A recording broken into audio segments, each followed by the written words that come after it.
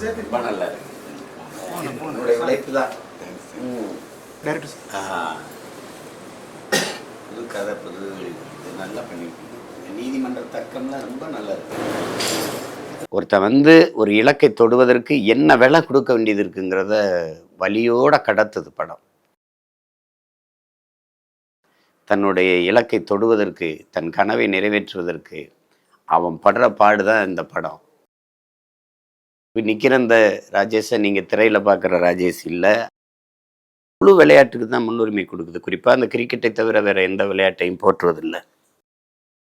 என்னுடைய உயிரோடும் உணர்வோடும் கலந்து வாழுகின்ற என் அன்பு உறவுகள் அனைவருக்கும் வணக்கம். அண்மையில் திரைக்கு வெற்றிகரமாக ஓடிக்கொண்டிருக்கிற அங்கீகாரம் அந்த திரைப்படத்தை பார்க்குற வாய்ப்பை நான் பெற்றேன். இது இளம் தயாரிப்பாளர்கள் 3 இளைஞர்கள் தயாரித்து என்னுடைய தம்பி ராஜேஷ், அவர் பெரிய தயாரிப்பாளர், ஆரம் போன்ற படங்கள் எல்லாம் தயாரித்து கொடுத்தவர். அவர் இதில் நடிச்சிருக்காங்க. படத்தை தம்பி தென்பாதியான் இயக்கியிருக்கிறாரு. ரொம்ப நிறைய விளையாட்டு படங்கள் வந்திருக்குது, விளையாட்டு சார்ந்த படங்கள். அது எல்லாமே பெரிய வெற்றியை தொட்டிருக்குது. இப்போ அந்த இதில் இது ஒரு வித்தியாசமான ஒரு முயற்சி. விளையாட்டை பின்புலமாக வைத்து ஒரு சாதாரண மனிதன், ஒரு சாதாரண மகன், ஒரு எளிய பின்புலத்திலிருந்து அவன் தன் அடையாளத்தை அங்கீகரிக்க வைக்க, தன்னுடைய திறமையை அங்கீகரிக்க வைக்க, தன்னுடைய இலக்கை தொடுவதற்கு, தன் கனவை நிறைவேற்றுவதற்கு அவன் படுற பாடுதான் இந்த படம். அமைப்பு எவ்வளவு தவறாக இருக்குது, அது எல்லாருக்குமானதா இல்லை, எளிய மக்களுக்கானதா இல்லை. அது உங்களுக்கு ஒரு பாடல் வரும், அது ஆள்வோர்கள் போடும் சட்டங்கள் எல்லாம் காசுள்ள பக்கம் செல்லாதுங்கிற மாதிரி இந்த படத்தில் ஒரு சட்ட சான்றோர்களே, சட்டம் படித்த சான்றோர்களே, மெத்த படித்த மேலோர்களே, எங்கள் நிலைமையை கொஞ்சம் மறந்துட்டீங்களேன்னு ஒரு பாடல் வரும். அதுதான் அந்த 3 வரி தான் இந்த படம். அதாவது ஒருத்தன் ஒரு இலக்கை தொடுவதற்கு என்ன விலை கொடுக்க வேண்டியது இருக்குங்கிறத வலியோட கடத்துது படம். அது ஒவ்வொருதும் இந்த பையன் ஜெயிச்சிடணும், இந்த பையன் ஜெயிச்சிடணும், இந்த பையன் ஜெயிச்சிடணுன்ட்டு படம் பார்க்குற நம்ம மனநிலை நம்மளை அழுத்துது. ஏன்னா இப்போ நிற்கிற இந்த ராஜேஷை நீங்கள் திரையில் பார்க்குற ராஜேஷ் இல்லை. அவர் ஒரு தயாரிப்பாளர், ரொம்ப உடலில் இப்போ இதாக கொழுன்னு இருந்த ஆள். 2.5 வருஷம் இந்த விளையாட்டு வீரன் ஆகிறதுக்கு தன்னை உருமாற்றி அவர் அந்த உடலையே செதுக்கி திரையில் பார்க்க. நான் இந்த படத்தை தான் முதல்ல எனக்கு காட்டினாங்க. யார் நம்ம ராஜேஷான்னு ஒரு 2 நிமிஷம் அப்படி உறைஞ்சு போனேன்.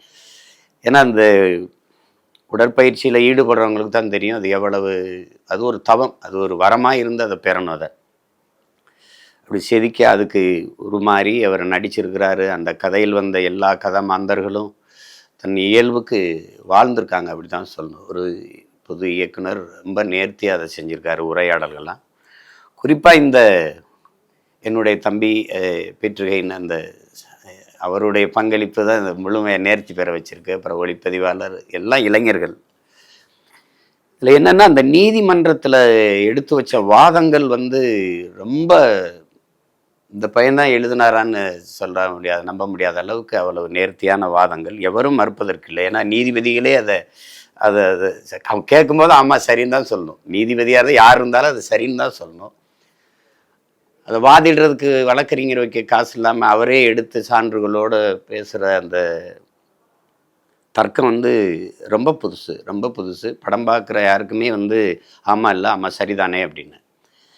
அப்போ நாட்டை, விளையாட்டை நேசிக்கிற ஒவ்வொருக்கனுக்கும் இந்த படம் ரொம்ப உணர்வுபூர்வமாக பற்றிக்கிறோம். இந்த படம் எல்லாருக்குமே பிடிக்கும். அது கடைசியாக அந்த உண்மையான விளையாட்டு வீரர் சொல்கிறார். அப்புறம் நாங்கள் என் நாட்டுக்குடிய இன்னொரு நாட்டில் ஏற்றுக்கிற வாய்ப்பு உலகத்தில் விளையாட்டு வீரனுக்கு தான் கிடைக்குங்கிறது எவ்வளோ பெரிய உண்மை. அதை இந்த தம்பி எழுதி அதை பேச வச்சு எடுத்துருக்கிறாரு. அந்த வாய்ப்பு உண்மையிலேயே விளையாட்டு வீரர்களுக்கு தான் இருக்குது. நம்ம ஒரு ஒலிம்பிக்லேயோ ஆசியாலேயோ நம்ம தங்கம் வென்று அல்லது வெண்கலம் வெள்ளி வென்று வெற்றி மேடையில் ஏறும்போது நம்ம நாட்டுக்கொடி ஏறுதுங்கிறது அதுதான் வரலாற்று உண்மை. அந்த மாதிரி வாய்ப்பை பெற்ற விளையாட்டு வீரர்கள் இங்கே நமக்கு என்னென்னா, இந்த படம் என்னென்னா குழு விளையாட்டுக்கு தான் முன்னுரிமை கொடுக்குது. குறிப்பாக அந்த கிரிக்கெட்டை தவிர வேறு எந்த விளையாட்டையும் போற்றுவதில்லை. தனித்திறன் விளையாட்டுக்கு நம்ம முன்னுரிமை கொடுக்கறதில்லை. கிரிக்கெட்டை கைவிட்ட நாடுகள் எல்லாமே உலகத்தில் ஒலிம்பிக்லேயே ஆசியாவில் வந்து குவிக்குது. நீங்கள் பார்ப்பீங்க தங்கத்தை குவிக்கும். குறிப்பாக அமெரிக்கா, ஜப்பான், ரஷ்யா, சீனா இந்த நாடுகளில் வந்து கிரிக்கெட் கிடையாது. ஆனால் அந்த நாடுகள் வந்து தனித்திறன் விளையாட்டில் அந்த நாடுகளை தொட ஆள் கிடையாது. இன்றைக்கி சீனா அல்லது அமெரிக்கா, ரஷ்யா, ஜப்பான் இந்த 4 நாடுகள் தான் போட்டியில் இருக்கும். எப்பவுமே அதிகமாக சீனா வரும், அங்கே கிரிக்கெட் கிடையாது, உங்களுக்கு தெரியும்னு நினைக்கிறேன். அந்த நாட்டில் நீங்கள் பார்த்தீங்கன்னா தனித்திறன் விளையாட்டுக்கு நீளம் தாண்டுதல், உயரம் தாண்டுதல், 33 விளையாட்டை தம்பி படிக்கிறவில்ல. அதில் குண்டெறிதல், வட்டெறிதல், ஈட்டெறிதல், தடகளம், அப்புறம் எல்லாம் இருக்குது. ஒரு தனித்திறன் விளையாட்டு இருக்குது. ஓட்டத்திலே எத்தனை 1500, 5000 மீட்ரு, 200 மீட்ரு, 100 மீட்ரு, 400 மீட்ரு, இப்படி 800 மீட்ரு, இப்படி அந்த மாதிரி எதுலேயுமே நம்ம சாதிக்க முடியல. கிரிக்கெட்டு மட்டும்தான். இங்கே கிரிக்கெட்டை வந்து அந்த படத்தில் வர்ற மாதிரி ஒரு ரிலீஜன் ஆக்கிட்டோம், ஒரு மதம் ஆக்கிட்டோம்.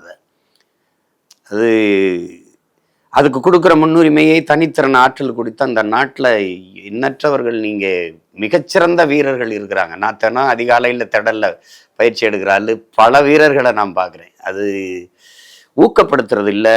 அந்த படத்தின் முடிவில் தம்பி சுழல் எழுத்து போடும்போது போடுறான், எங்களுக்கு சாப்பாடு கிடைக்கிறது இல்லை, கட்டிட்டு போடுறதுக்கு கிடைக்கிறது இல்லை, தங்குறதுக்கு இட வசதி இல்லை, கல்வி வியாபாரம் ஆயிடுச்சு, மருத்துவம் வியாபாரம் ஆயிடுச்சு, குடிநீர் வியாபாரம் ஆயிடுச்சு, மின் உற்பத்தி விநியோகம் வியாபாரம் ஆயிடுச்சு, விளையாட்டும் வியாபாரம் ஆயிடுச்சு. இது எல்லாத்தையும் செய்யக்கூடிய அரசு அது வந்து ஒரு என்ன சொல்கிறது நிறுவனமயப்படுத்திடுச்சு. அந்த அந்த அரசை தீர்மானிக்கிற அரசியலும் வியாபாரம் ஆயிடுச்சு. இந்த படத்தில் வந்திருக்கிற ஆதிரன் பானுமதிங்கிற இந்த வீரன் வந்து ஒரு ஒரு ஒரு துளி இது மாதிரி இந்த நாட்டில் கோடிக்கணக்கான இளைஞர்கள் இருக்கிறான். அதை தான் தம்பி நீதிமன்றத்தில் சொல்கிறார். என்னை மாதிரி நிறைய பேர், என்னை மாதிரி ஆதிரன் மாதிரி சத்யா மாதிரி இப்படி லட்சக்கணக்கான பேர் இருக்கிறோம் அப்படின்னு. அது ஊக்கப்படுத்துறதுக்கு வளர்த்து எடுத்துறதுக்கு இங்கே நமக்கான அமைப்பு இல்லை. அதை வழியோடு இந்த படம் பதிவு செய்யுது.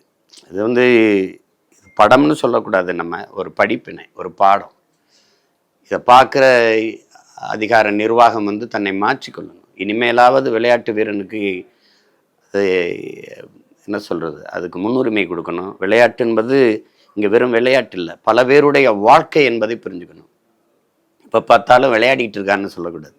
சச்சின் டெண்டுல்கர் விளையாட்டை தவிர எதையும் செய்யலை, விளையாடத்தான் செஞ்சார். உசேன் போல்ட்டு ஓடினதை தவிர ஒன்றும் செய்யலை, ஓடத்தான் செஞ்சார். அவங்கெல்லாம் உலக புகழ் பெற்று பொருளாதாரத்தில் மேம்பட்டு இன்றைக்கி சிறப்பாக இருக்கிறாங்கன்னா காரணம் விளையாட்டு இல்லை, அது ஒரு வாழ்க்கை. இந்த படத்தின் உச்சக்கட்ட காட்சியில் அதை வலியுறுத்த வர்றது என்னென்னா, என்ன இழந்தாலும் எந்த நிலையிலையும் சாதிக்க நினைக்கிறவன் சாதிப்பாங்கிறது தான் படம் வலியுறுத்து.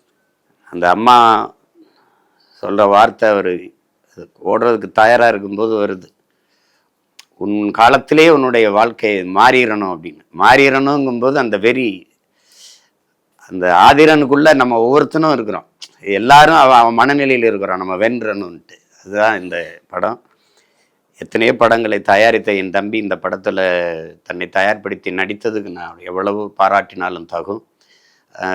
ராஜேஷ் வந்து என் தம்பின்னு சொல்கிறதில் எனக்கு ரொம்ப பெருமை. ஏன்னா இந்த தம்பிக்குள்ளே இவ்வளவு ஒரு புதிய ஒரு சிந்தனை, அந்த விளையாட்டு களத்துக்குள்ளே இவ்வளோ ஒரு வழிதோய்ந்த ஒரு கனமான திரைக்கதையை அமைச்சு நேர்த்தியான உரையாடல். நீதிமன்றத்தில் எடுத்து வச்ச தர்க்கம்லாம் வந்து பெரிய மெத்த படித்த வழக்கறிஞர்கள் எழுதி கொடுத்தா கூட அவ்வளவு இதாக எழுதியிருக்க முடியாது அந்த தர்க்கத்தை. அப்படி செஞ்சு ஒளிப்பதிவாளர் வந்து ஒரு ஒளிப்பதிவு கருவியை வச்சு இதெல்லாம் பதிவு செஞ்சாருங்கிற நம்ப முடியாது. ஏன்னா விளையாட்டு வீரர்கள் ஓடுற வேகத்துக்கு அதை நகர்த்தி அதை அழகாக பண்ணியிருக்கிறாங்க. படத்தொகுப்பு, தம்பி ஜிப்ரனுடைய இசை, அவர் கொடுத்த பின்னணி இசை, இதெல்லாம் ரொம்ப ஒரு நேர்த்தியான படைப்பு நீண்ட நாளைக்கு பிறகு. அதனால் இந்த படம் வந்து வெல்லணும், ஆதிரன் வந்து வெல்லணும். இந்த படம் வந்து ஒவ்வொரு விளையாட்டு வீரனுக்குமான மரியாதை, நம்ம செய்கிற மரியாதை. இந்த படத்தை பார்த்து வெல்ல வைப்பது வந்து நம்ம எதையாவது வாழ்க்கையில் சாதிக்கணும்னு துடிக்கிற ஒவ்வொரு இளைஞனுக்குமான ஒரு எப்படி சொல்கிறது, ஒரு உற்சாகம், ஒரு உத்வேகம், ஒரு முன்மாதிரியாக இந்த படம் அமையும். இப்படி ஒரு படத்தை எடுப்போம் அப்படின்னு நினச்சதே பெருசு. இப்போ இங்கே இருக்கிற சிறந்த படைப்பாளி ஜிப்ரான் தவிர எல்லாரும் இருக்கிறாங்க.